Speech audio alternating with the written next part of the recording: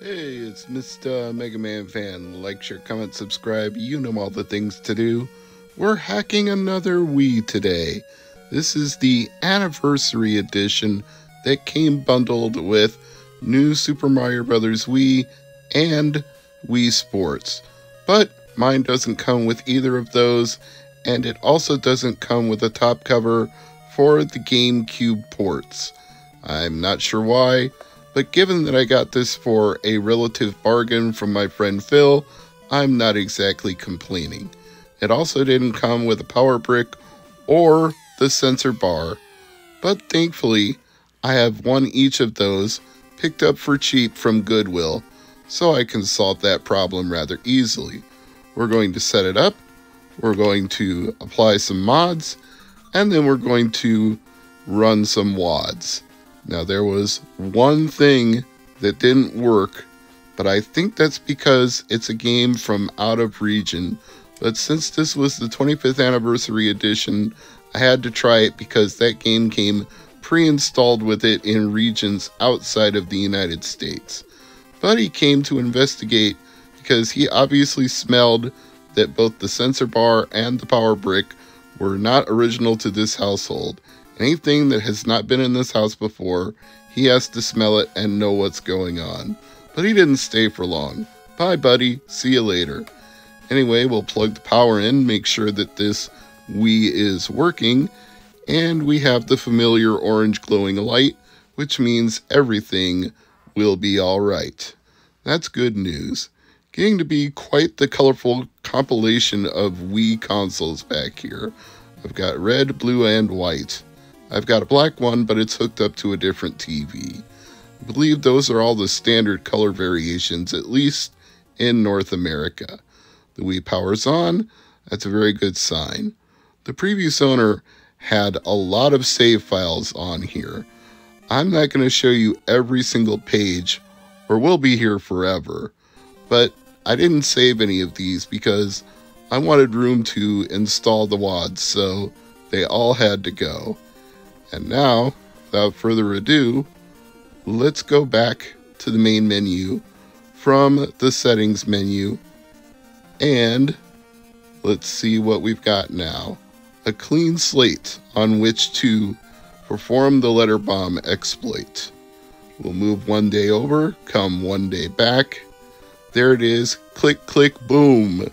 We are now ready to run the homebrew channel installer.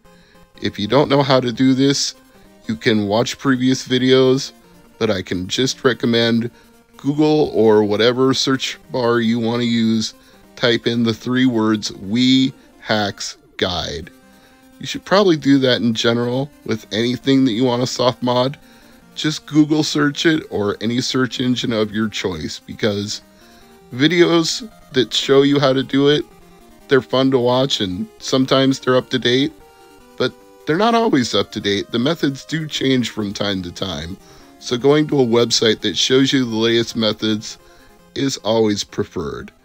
Now I've cleaned up my WADs here that I put on the hacked Wii, and this is the one that didn't work. The 25th anniversary Super Mario Bros. Wii. I believe this WAD might actually load from WiiFlow or USB Loader GX, but it didn't work just installing it to my Wii, and it's the only WAD I've ever had that doesn't allow that. And yes, I know people said, make your Wii region-free and preloader.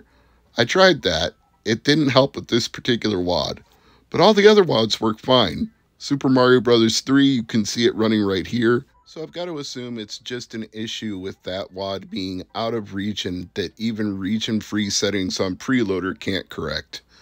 I just wanted Mario type WADs on here since this is an edition of the Wii that came bundled with a Mario game. Now, if New Super Mario Bros. Wii was a WAD, I would have just installed that directly too, but I assume that game is way too big to be installed as a WAD. WADs are usually pretty small in size, either WiiWare games or virtual console games. But I could always put my physical disc in the Wii, rip a backup copy, and then play it either off the SD card or an external hard drive. Once you're using a hacked Wii, the sky's the limit. No pun intended, since I'm about to get airborne in this game, but yes, you can run your backups through something like USB Loader or WeFlow without even needing the physical disk. It's a beautiful thing.